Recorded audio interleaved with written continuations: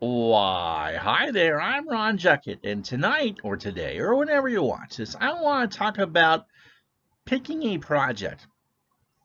With so many different games out there and so many seasons out for different games or whatever sport it is that you decide to play, your mind can get lost trying to find the perfect project to play. And so if you're going there's so many seasons and I don't know what to do and I want to do everything.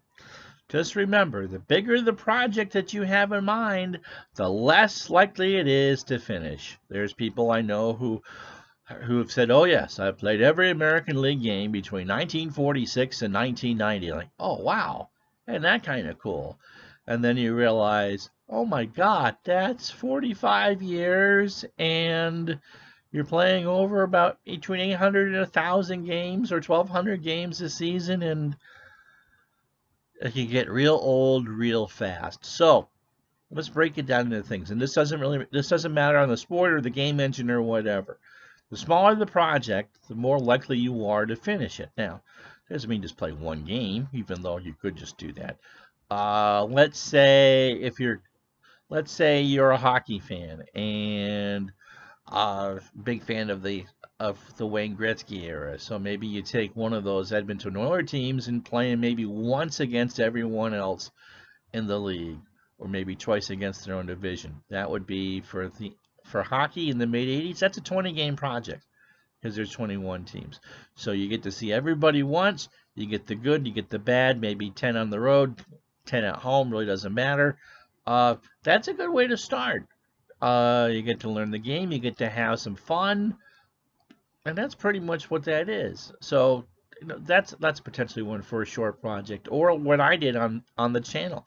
I took the 2007 Patriots and played them in an 8 game series against the greatest teams of modern times anyway, from 72 on. So you take your favorite team, you match them up against 7 or 8 other teams. Could be from the same year, could be from another year, and look, it's 8 games. You finish the project, you feel accomplished. I think a lot of projects get stunted down to you bite off more than you can chew, or and then you realize that you're just never going to accomplish it.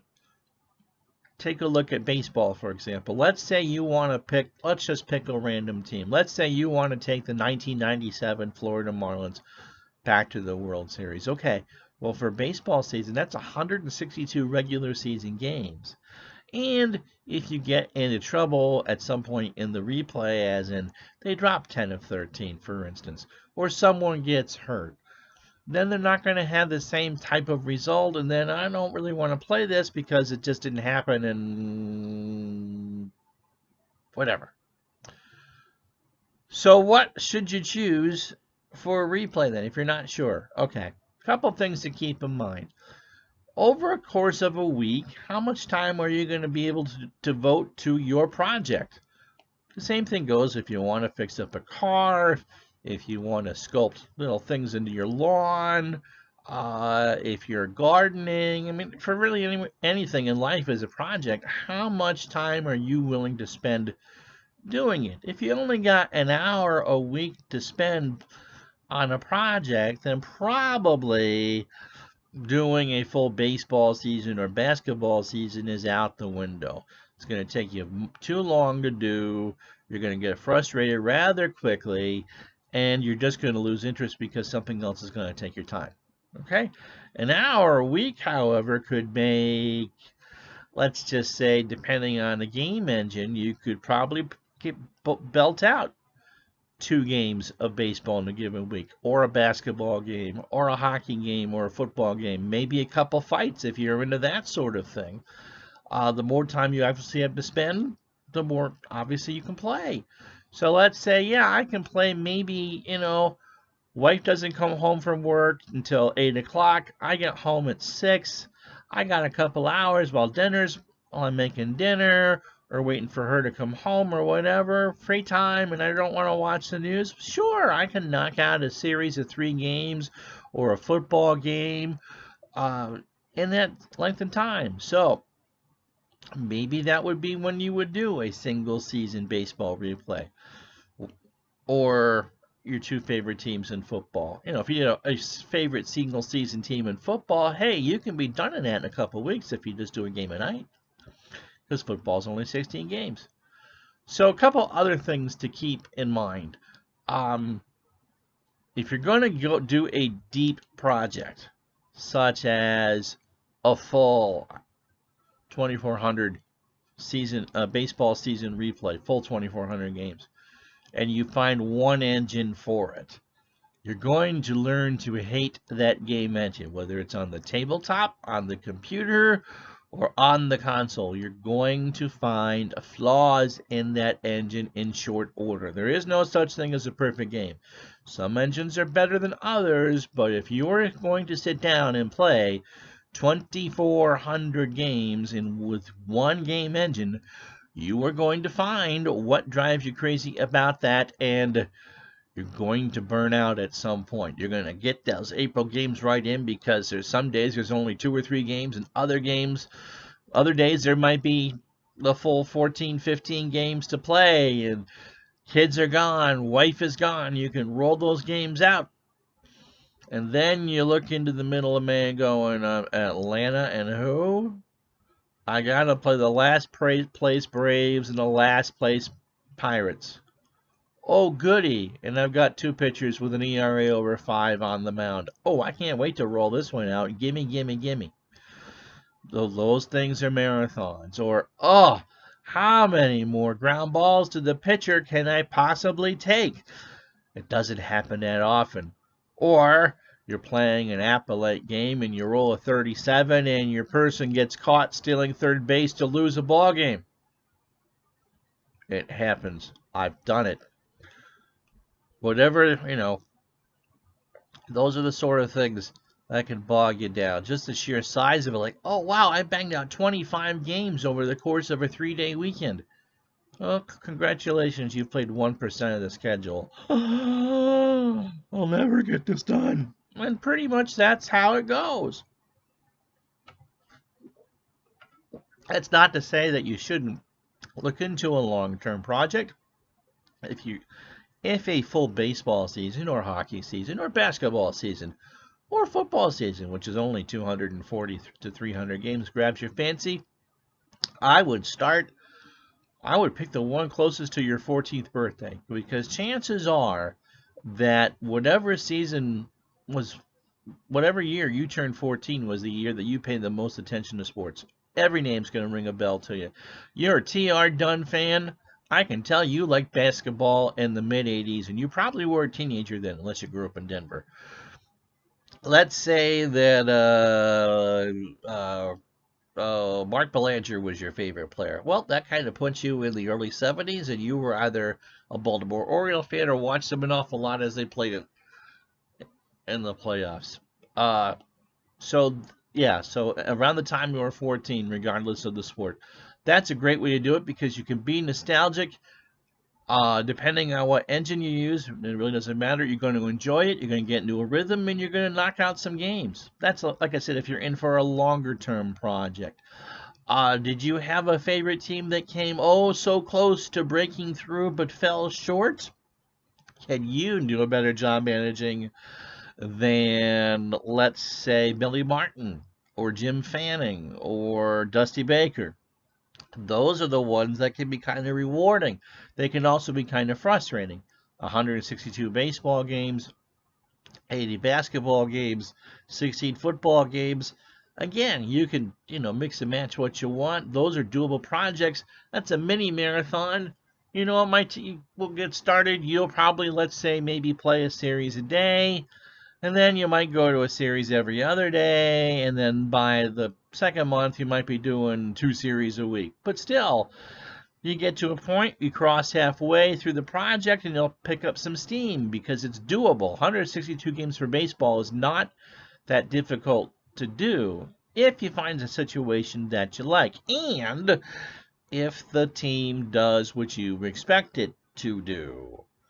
If a team that won 105 games over the course of a regular season, or missed the playoffs by 2 games, but still won 85 to 95 games, gets off to an 0-10 start, you're going to have a hard time keeping that enthusiasm because in the back of your mind you're going, I'm never going to be able to match what that team did in real life or beat it in the case of baseball because you want to get that team in the playoffs. Ugh. So that's how projects like that get shelved. But if it goes well, you keep doing it because it just kind of ticks off. So that's also a good long-term project that's doable. One regular season. And if they make the playoffs, even better, they can do that. Or, for sports such like hockey or basketball, do an entire postseason. That's not difficult to do. If you were a big, let's say, Buffalo Sabre fan in the mid 80s, you want that chance to beat Montreal in the playoffs. Or Hartford. Can you get Hartford past Quebec or Boston in a best of 7 series? You get to see the best teams, you drop the worst teams, and eventually you get to crown a champion. Let's see, 8 times 8 first round. So you get 15 series. 15 times 7 is 70. 105 games at be the same time as your regular hockey season, so it might take you 6 months to a year to do, but you could say that, yes, I completed a complete postseason. And that's the thing with decent long-term projects is you want to be able to complete them. The short-term projects, maybe once around a league for a certain team, or like I said, a football season, especially a college season is only 10 to 12 games. A college basketball season, maybe 30 games. Those I would consider a shorter season, a shorter project, something that you can knock out 1 day a week. And if you've got time, maybe over a weekend, you can knock out an extra 3 or 4 games. Those are the ones, you can go, screw it. I want to run the marathon. I want to do the season. Or meant everything to me between 1976 and 1979, and I want to play each and every game of those between the lowly Tampa Bay Bucks and how many championships can the Dallas Cowboys. Those are the ones that you start there and you plan and you get all excited about it, and you got to keep motivated to do it. Just realize you're not going to do these projects 250 football games or 500. This isn't something that you're going to be able to get done in a week or two. Plan it out. When you feel excited about playing, play. And if you don't feel like playing, don't worry about it. You don't get anything taken away from you if you don't do the project. 6 months later, you might find, oh yeah, I was in the middle of a series between the Yankees and the Rangers, and I want to go through them. I've got all my stats, and you'll pick up something for a while, and you'll go gangbusters for a few weeks, maybe knock out a week or two of the season, or maybe a month of a football season, and you put it away. It's summer. Go golfing. Outside doing bonfires and barbecue. Or maybe doing some stuff on the water or something like that. You don't want to do it. Pace yourself. Just find a pace, and when you get the itch to restart and go back and do it. If you're new to a game engine, I would not sit there and suggest you do the long project, even though that's what I'm doing now with roster card baseball. But I'm familiar with that series of games, and I'm fine with it. If you're new with the game engine, pick something shorter. Pick a playoff series or NFL championship, whatever. Get used to the game, see if you like it. If you don't like it, if you like it, great. Then you can pick a longer project. And if not, you're not going to feel bad about abandoning the career of Babe Ruth 4 games into it because Babe struck out every time up. Of course, he was a pitcher. Other thing is, maybe you could do your favorite player. If you're a Pete Rose fan, you get to play a lot of baseball. That's almost like a full season replay. He played for that much. You get to do everything with your favorite player. They bat 2 or 3 times, or a game, or a favorite pitcher. I know people who've done Tom Seaver replays. I've known people who've done Bob Gibson replays. I know people who've done Pedro Martinez and Mark Fidrich replays. something that you can just kind of go along your own. If it's someone who maybe started 400 games in their career, that's doable. You just sit down once a week, maybe you roll 3 or 4, get the stats, whatever. It's about keeping an interest. Just remember, if you don't finish a project, it's not the end of the world. You didn't finish the project, you didn't like it enough to do it. We all have unfinished products or projects on the tabletop, on the hard drive, or whatever. Not a big deal if you don't finish it. So what can you do the next time? Find something out that may be smaller, maybe mean more to you, or just go out and explore. There's a ton of April games floating around on message boards and on YouTube, but not a lot of June games because people think, I'm going to do this, we're going to do this, and it's like by the time you get the first month of the season, like, ugh, really? Again? Another bad team? So just take the time, go through and see, how do I do when I'm doing other projects? Does it take me forever to paint the fence or what, to do some of the more chore type things? Because trust me, if you take a long-term project, it will feel like a chore at some point. Or do I just do one-offs? And there's nothing wrong with that. There's plenty of those.